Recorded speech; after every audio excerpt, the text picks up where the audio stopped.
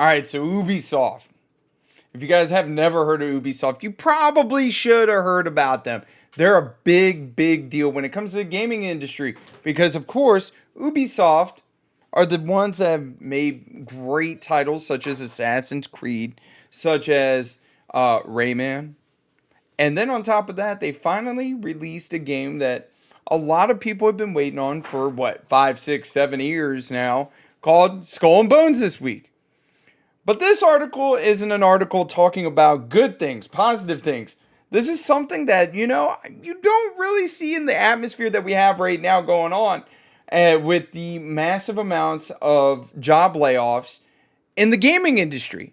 So we're going to talk about this article. It's an article from Game Rant talking about it because it's interesting to me, like I said, in the current atmosphere we're in where everybody's getting laid off in the game industry and this happens over at Ubisoft. So let's get into it. Ubisoft employees in France have gone on strike. Several hundred employees from Ubisoft France-based office go on strike, highlighting growing discontent with the company. And mind you, they're based out of France, so this is potentially out of their home office. Good old Ubisoft.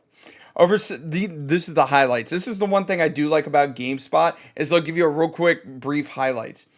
Over 700 Ubisoft employees strike due to breakdown in salary negotiations demanding fair treatment and compensation from management. Ubisoft faces challenges amidst successful game releases with delays and layoffs leading to stock prices dropping and employee discontent.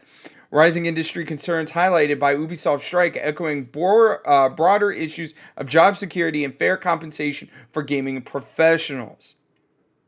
Okay, let's keep going into this. And a significant development within the gaming industry. More than 700 unionized employees at Ubisoft of various studios across France have embarked on a coordinated strike. That's hopefully going to send a message to management of Ubisoft. Like, yo, we're legit. We're for real. The catalyst behind the organization's action stems from the breakdown of annual salary negotiations, prompting discontent among Ubisoft workforce.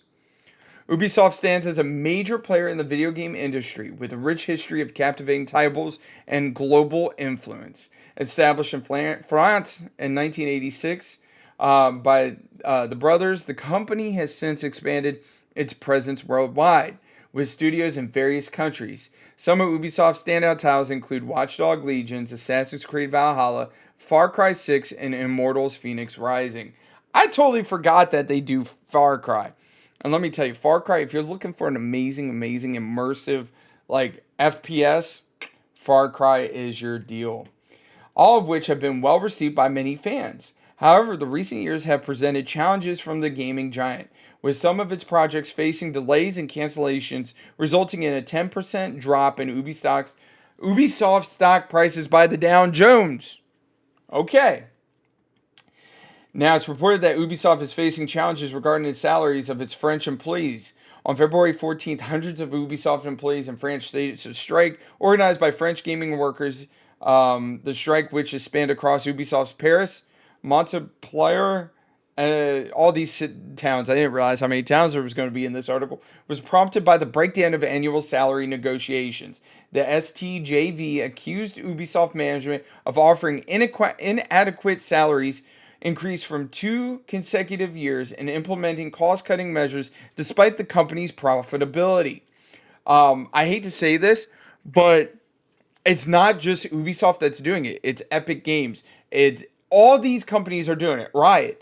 Where they're having profitable year after year after year, but yet they're having to cut because they want to improve. They want to show people. And a perfect example of that is Epic Games, where they're like, we have to cut jobs, but yet they made I think it was $3 or $4 billion in 2022. The numbers for 2023 haven't been released yet. So if you're making more money than you were the year previously, you're record breaking, like I said, every year, it doesn't make sense. This disparity between profits and employee compensation sparks widespread discontent among staff, leading to large-scale strike action. I I wouldn't be surprised if more unionized video game employees starts happening across the board, not just with Ubisoft. Following the strike, which garnered over 700 participants, the STJV reiterated its message and emphasized solidarity among workers and external supporters, and sending a clear signal to Ubisoft management regarding the importance of fair treatment and compensation for its employees. It's notable that isn't the first time instances of employee discontent within Ubisoft, as in 2021, the employee-led organization, a better Ubisoft, demanded changes within the company following an inadequate response to alleged sexual misconduct, which I do remember that strike. Like, I think it lasted all of like a day or two. The message to Ubisoft's management is extremely clear. In a company where the CEO once strutted around claiming, when a union comes to Ubisoft, I'll leave. It makes me wonder if he's left or they're keeping him on so that he can, help advise. Because that's the one thing I do notice about a lot of CEOs and CFOs. They won't fire him. Or if they retire, they're like, you know what? I made really bad decisions. I'm going to step back. They always keep them onto it in an advisory role. It never fails. No matter what company, whether it's video games, action figures, toys, freaking cell phone. All these CEOs, CFOs, they always like, oh, I made a really bad choice. And then they turn around and they just keep them on.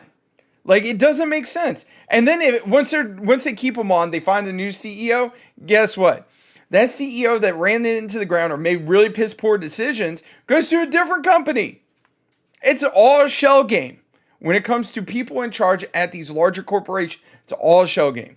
They come and they go. They come and they go. They never get held accountable for their actions. It doesn't make sense to me.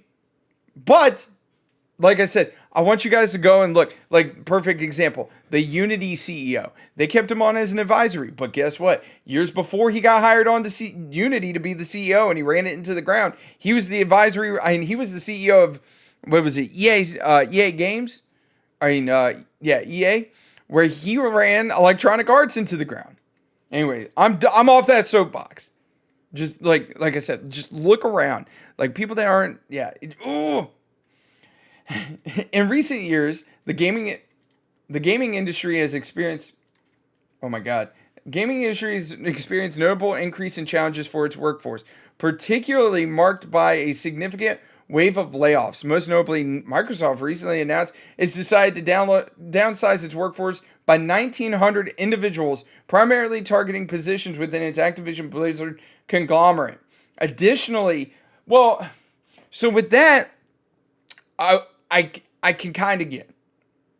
I know this is like, okay, if you're a bigger, larger corporation that's absorbing another corporation, it makes sense to actually go and potentially downsize that corporation that you are absorbing, because you might have jobs that are already being used in that capacity where you don't need those additional jobs. So I'm not 100% on the people's side. Sometimes stuff like that does make sense. It's neither here nor there. It just sucks people are losing jobs. Additionally, Ubisoft's abrupt dismissal of 60 employees last year without prior notice underscores the growing concerns within the gaming industry.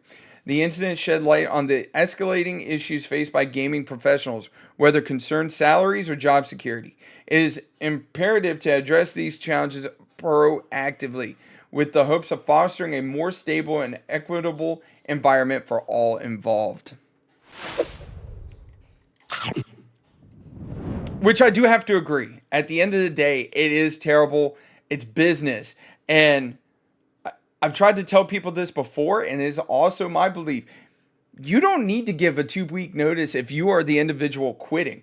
But jobs will try to make you feel bad and force you into a position where you're like, oh, you realize the job that you just quit, you can't just, it takes us like 6 months. We're not flipping burgers here. And it's like, well, that's not my problem. That is your problem. And I worked at a position one time where we were so severely understaffed, they were forcing us to work 6 10-hour days. we were working 60 hours a week and it was months on end. So the day I ended up finding another job and I quit, that individual flipped out on me. It wasn't my boss. My boss is like, hey man, I don't blame you. It was the guy that was in the corporate office.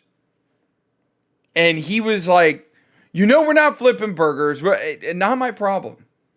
You've had months to find people and you drop the ball every time you turn around. That's simple. That's simple. Like, do I feel bad with individuals like that? Absolutely not. Like I said, when it comes down to it, I feel like the company, if they have something on the horizon, should let the individuals affected know, like, significantly in advance. Like, if it's 2 weeks, a month, what have you, do it.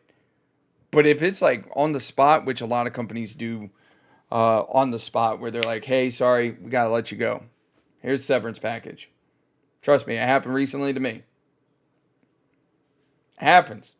But anyways, it is what it is. Y'all take it easy. Don't forget, mash that like button. Comment down below. Subscribe. Every little bit does help out the channel. And it helps out just all around. Y'all take it easy. Have a wonderful day. And I'll catch you later.